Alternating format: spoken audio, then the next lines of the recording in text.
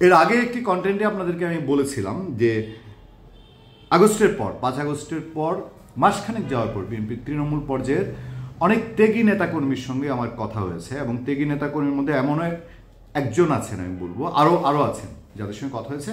আমি এত উদাহরণ দিতে গেলে আপনার বোর ফিল করবেন। আমি সংক্ষেপে 1-2 জনের কথা বলি, যিনি প্রতি নির্বাচনের আগে 1-2 মাস জেল খেটেছেন, জাতীয় নির্বাচনে আওয়ামী লীগের নির্বাচনের আগে, যিনি তার ঠিকমতো ব্যবসা করতে পারেনি, যিনি নির্বাচন করতে গিয়ে তাকে নির্বাচন করতে দেওয়া হয়নি, তাকে ঋণ খেলাপি বানিয়ে দিয়ে তার মনোনয়ন বাজেয়াপ্ত করা হয়েছে, এরকম মানুষটি, বা যিনি আওয়ামী লীগের ধমকের ঠেলায় একটা কাউন্সিলর নির্বাচন করতে পারেননি, তেমন মানুষটি বিএনপি করেন বলে সেই মানুষগুলো বলছেন যে এখন চারদিকে খাই পার্টি, ভাই আমরা মান সম্মান নিয়ে বাবা আমরা বাঁচতে চাই, মান সম্মান নিয়ে বাঁচতে চাই, ঢাকায় আসছি নাতিপুতি দেখে বেড়াবো আমি, আর এই রাজনীতির লোকাল রাজনীতির মধ্যে নেই। আমি একটা উপজেলার উদাহরণ দিয়ে বলছি। এবং খুবই সর্বজন শ্রদ্ধেয় বিএনপির ডেডিকেটেড মানুষ তারা এই কথা বলছেন।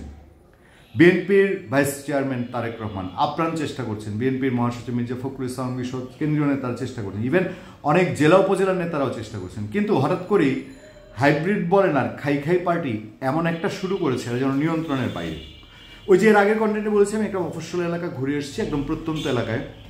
ওখানে যারা মানে একেবারে রিয়েল পলিটিক্স করেন, যারা জেনুইন বিএনপি পলিটিক্স, যারা চান যে সংগঠনকে ভালোবেসে সংগঠন ভালো থাকবে আমরা ভালো থাকবো, তারাও অনেকটা হতাশার মতো করে বলেন কোনোভাবে কন্ট্রোল করা যাচ্ছে না, যতই চেষ্টা হোক। ওই যে এখানে খালি পায়ে ওখানে থাপা দিবে একটা পার্টি জুটে গেছে। এবং ব্যানার বিএনপির এখন ওই যে উল বাঁচতে গিয়ে কম্বল সারা, যদি এদের সবাইকে বহিষ্কার করতে হয় তাহলে সংগঠন থাকবে কীভাবে? বিএনপি মনে হয় এরকম একটা ফাটাবাসের চিপায় আছে কিনা, না পারছে এদেরকে গিলতে, না পারছে ফেলতে। এরকম একটি অবস্থার মধ্যে দিয়ে তারেক রহমান 9 ডিসেম্বর বলেছেন যে বিএনপির কোনো নেতাকর্মী এমন কিছু করছে যেটা মানুষ অপছন্দ করছে। আমি তার 10 ডিসেম্বরের কুমিল্লায় একটি বক্তৃতা, তার ভার্চুয়াল বক্তৃতা শুনছিলাম পুরোটা। সেখানে তিনি বলছেন, এবং বলতে গেলে এত রিকোয়েস্ট করে, এত নমনীয়ভাবে, এত কোমলভাবে তিনি তার নেতাকর্মী, তিনি বলছেন আমি শুধু কুমিল্লা নয়, আমি সারা দেশের বিএনপির নেতাকর্মীদের বলছি যে হ্যাঁ, বিএনপির উপরে মানুষের আস্থা আছে, কিন্তু সেই আস্থা আপনাকে ধরে রাখতে হবে, আপনাকে সেই জায়গায় জনগণের সঙ্গে একত্রিত হতে হবে, আপনাকে ফেসিবাদ ফেরত আনার সুযোগ দেওয়া যাবে না, আপনাকে সেইভাবে তৈরি হতে হবে। মানে যত রকমভাবে নিজের দলের কর্মীদেরকে সহজ সুন্দর ভাষায় এবং বলার মতো যতটুক সেভাবে তিনি বলছেন। তো আবার ফোনে 2-1টা ঝাড়ি দিতে পারেন উনি, কিন্তু বক্তৃতায় তো আর পাবলিকলি সে দিতে পারেন না। সেই পাবলিকলি যতটুকু বোঝানো সম্ভব তিনি তার কর্মীদেরকে মোটামুটি মানে গায়ে ঘাম না, কিন্তু ব্রেনে যে গলদ ঘর্ম হচ্ছেন এটা খুব বোঝা যাচ্ছিল যে উনি ওদেরকে বোঝাতে যাচ্ছেন। কিন্তু কে বলে কার কথা? চোরে না শুনে ধর্মের কাহিনী। বাংলাদেশে আওয়ামী লীগ আসলে সব আওয়ামী লীগ, বিএনপির থেকে দেখা যায় যে গিয়ে হাইব্রিড আওয়ামী লীগ, জামাততো আওয়ামী লীগ, এখন বিএনপি আসলে সবই বিএনপি। এই খাই বিএনপিকে থামানোর জন্যে বিএনপি নেতৃবৃন্দর এই চেষ্টা শেষ পর্যন্ত কোথায় যাবে আমি ঠিক জানি না। দেখেন, সামনে ইলেকশন হবে কি হবে না, বিএনপি নেতৃবৃন্দ খন্দকার মোশাররফ হোসেন, কুমিল্লার যে প্রোগ্রামের কথা বলছিলাম, বিএনপি স্থায়ী কমিটির সদস্য ডক্টর খন্দকার মোশাররফ হোসেন, তিনি বলছেন যে সংস্কার নির্বাচিত সরকার করবে, সংস্কারের জন্য নির্বাচন ঝোলায় রাখা যাবে না, দ্রুত রোডম্যাপ দিতে হবে, নির্বাচনের রোডম্যাপ ঘোষণা করতে হবে।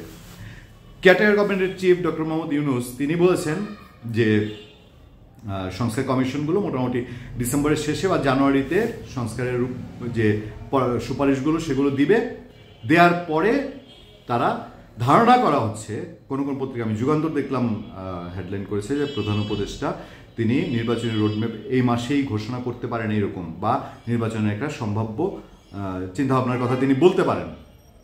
আমরা বেশ কিছু সংবাদ মাধ্যমে এই সংক্রান্ত আলোচনা দেখেছি, এবং এর আগে প্রধান উপদেষ্টা প্রেসিং থেকেও বলা হয়েছে যে নির্বাচন কবে এটা ঘোষণা দিবেন প্রধান উপদেষ্টা। তো এই রোডম্যাপ সংস্কার এসবের মাঝে এই যে বিএনপির এখনকার যে তৎপরতা, মানে বিএনপির বলতে ওভারঅল পুরো দল নয়, বিএনপির ব্যানারে যাদেরকে রাস্তাঘাটে দেখা যায়, বিএনপির মুরব্বীরাও যাদেরকে চেনে না, এত বছর যারা শ্রম ঘাম জেল জুলুম করে আসছে, তারাও দেখা যায় যে এখন যেসব বিএনপি হয়েছে আন্ডা বাচ্চা হ্যান ত্যান, এদেরকে চেনে না।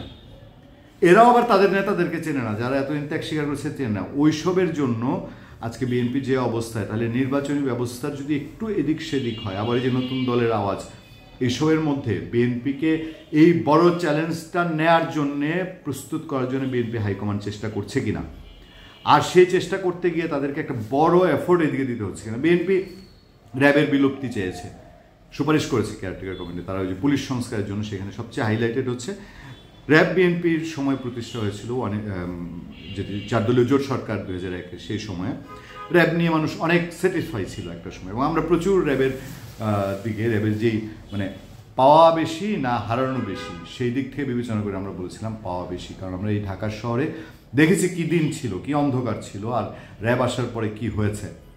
সেই জায়গা থেকে আমরা র্যাবকে সবসময়, যখন আমেরিকা স্যাংশন দিল, সেটা কেউ কেউ বলেছে আওয়ামী লীগের দালালি, না, আমরা আজও বলবো যে র্যাব বাংলাদেশকে অনেক কিছু দিয়েছে। এখন বিএনপি তার পলিটিক্যাল ভিউ থেকে বা তার জায়গা থেকে সেটা করছে নাকি অন্য কোনো চিন্তা থেকে, আমরা এই বিষয়ে একটা কন্টেন্টে আপনাদেরকে বিস্তারিত জানাবো। আমাদের যতটুকু ফাইন্ডিং আমরা বিএনপির নীতি নির্ধারক মহলে কথা বলে আমরা আপনাদেরকে জানাবো। এখন এইসব যখন বিএনপির আরও ব্রেনস্টর্মিং দরকার, আরও এইদিকে কাজ করা দরকার, তখন ঘর সামলাবে না বাহির সামলাবে, এরকম একটা পরিস্থিতি কি তৈরি হয়েছে কিনা। ধন্যবাদ সবাইকে, ভালো থাকবেন, সুস্থ থাকবেন, সত্য, করুণা এবং সহনশীলতার সাথে আপনাদের সাথে সবসময় আমি আতিক রহমান পূর্ণিয়া।